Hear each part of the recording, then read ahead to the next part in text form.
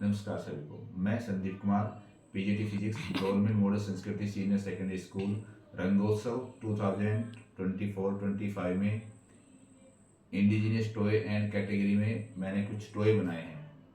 ये हमारे टॉय जो हैं बच्चों को मज़ेदार भी लगेंगे और साइंस के भी कुछ कॉन्सेप्ट सीखेंगे। बीइंग इट पीजीटी फिजिक्स, मैंने कोशिश की है कि भाई मैं एक ऐसे टॉय बनाऊं जो हमारे बच्चे जिनको एंजॉय भी करे और साइंस के कुछ कॉन्सेप्ट भी सीख लें। जिसके कैटेगरी में मैंने जो है एक ये इसको बोलते हैं डाइवर, कंटीजन डाइवर।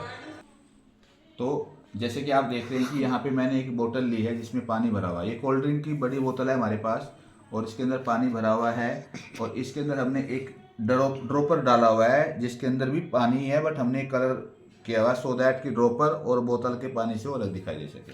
ये एक जादू का खेल भी बना सकते हैं कि बच्चे इसको जैसे देखेंगे हम कह सकते हैं कि भाई मैं इसको जैसे मैं इसको ना अपने माइंड की पावर से चला रहा हूँ, जैसे ऐसे लगे कि मैं कह रहा हूँ अपने दिमाग की पावर से मैं इसको चला रहा हूँ, तो ऐसा ना लगे कि भाई दिमाग की पावर से मैं इसको चला रहा हूँ। देखना अब आप इसको, नीचे गया, ऊपर आओ, नीचे जाओ, ऊपर आओ। तो ऐसा लगता है देखने में कि जैसे कि ये मेरे डायरेक्शन से चल रहा है, मैं इसको बोल रहा हूँ ये जा रहा है, बट इसके पीछे साइंस है। इस ड्रॉपर का वजन जगह ऊपर है, वेट कम है इसका, इसलिए डूब नहीं पा रहा है। तो जैसे ही मैं इसको प्रेस करता हूँ तो बोतल के अंदर प्रेशर बढ़ता है और क्योंकि डाइवर भी बोतल के अंदर ही है तो इसमें भी प्रेशर बढ़ता है, जिसकी वजह से इसकी खाली जगह में पानी भर जाता है और इसकी डेंसिटी बढ़ जाती है एंड ड्यू टू दैट वो डूब जाता है। और प्रेशर बढ़ने से वॉल्यूम कम होता है इसके अंदर एयर का और डेंसिटी जो है मास वॉल्यूम सेम रहता है, बट मास पानी का बढ़ जाने से डेंसिटी बढ़ जाती है और जिसकी वजह से डूब जाता है। तो बच्चे इस टॉयज की हेल्प से जो है मास, वॉल्यूम, डेंसिटी, आर्किमिडीज प्रिंसिपल और बोयल्स लॉ, इस तरह के छोटे छोटे लॉ भी वो समझ सकते हैं अगर हम इसको ऐसे दिखाएं। और ऐसा नहीं कि हम इसको बहुत तरीके से बना सकते हैं। अगर हम यहाँ से हटा के इसमें कोई दूसरा पाइप लगा दे, बोतल से ऐसे दबाएं तो भी ये नीचे जा सकता है। इस एक्टिविटी को देख के बच्चे बहुत एंजॉय भी करेंगे और साइंस के बेसिक कॉन्सेप्ट भी समझेंगे। इसके बाद मैंने एक बनाया है अपना, जिसको हम बोलते हैं माउथ ऑर्गन। इसमें हमने बनाने के लिए क्या यूज किया है, सिंपल जो हमारी आइसक्रीम स्टिक है वो हमने ली है और सिंपल पेपर कागज को लेके और रबड़ लगा दी दोनों तरफ और कागज उसके बीच दबा दिया। अब हम इसको देखते हैं।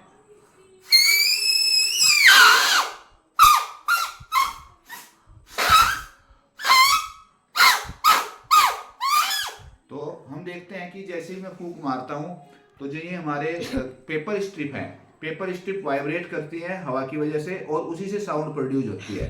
तो बच्चे समझ सकते हैं इसको देख के कि भाई साउंड प्रोड्यूस कैसे होती है, वाइब्रेशन क्या होते हैं और साउंड का प्रोडक्शन कैसे होता है। वो साथ ही इसको एंजॉय भी कर सकते हैं। आप इसको किसी अलग तरीके का पेपर, कागज, पॉलिथीन कुछ भी यूज करके बना सकते हैं।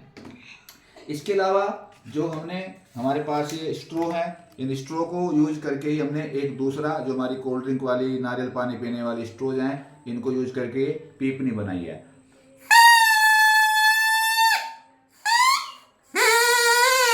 ये हम अलग अलग लेंथ की बना सकते हैं। हमें जो है इसको बनाने का तरीका मैं आपको बताऊंगा।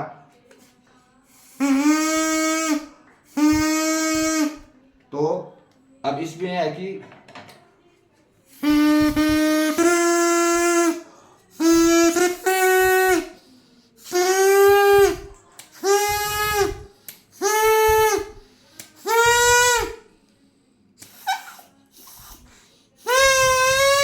अभी आपने देखा कि जैसे जैसे मैं इसको कट करता चला गया, इससे पैदा होने वाले साउंड की जो नेचर है वो भी अलग चेंज होती चली गई।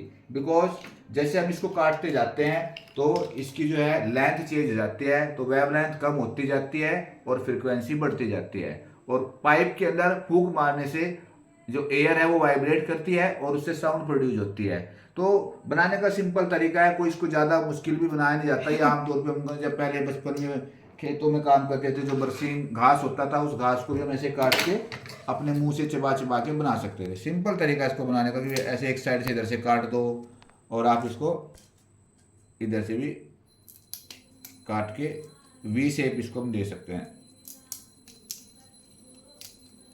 ऐसे इसको जो है चिड़िया की चोंच के जैसा बना लेंगे और फूंक मारेंगे तो ये दोनों विंग्स जो है इसके आगे वाले वाइब्रेट करते हैं और उसी से एक साउंड प्रोड्यूस होती है। तो इसको बच्चे जो है साउंड, फ्रीक्वेंसी, वेवलेंथ और बदली हुई अलग अलग साउंड जो है इसमें आती हैं, वो कॉन्सेप्ट अच्छे से समझ सकते हैं।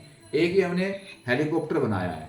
हेलीकॉप्टर क्या है कि ये भी हमारा सिंपल स्ट्रो से ही काट के बनाया हुआ है। हमने इसमें एक स्ट्रो को जो है इस तरीके से काटा हुआ है कि इसमें एक छेद इस तरफ है और एक छेद इसके ठीक अपोजिट है। तो जैसे इसमें फूंक मारते हैं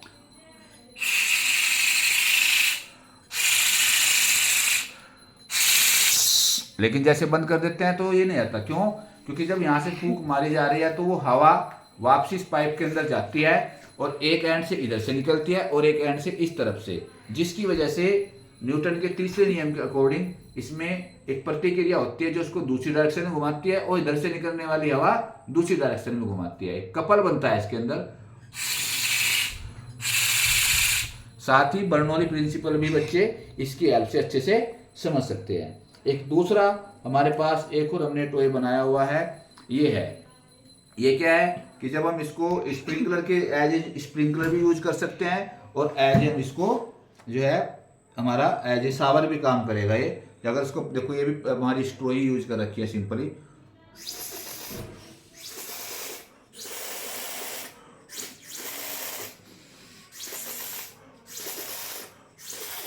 ये तो इसको बच्चे एंजॉय करेंगे और ये बर्नौली प्रिंसिपल पे काम करता है।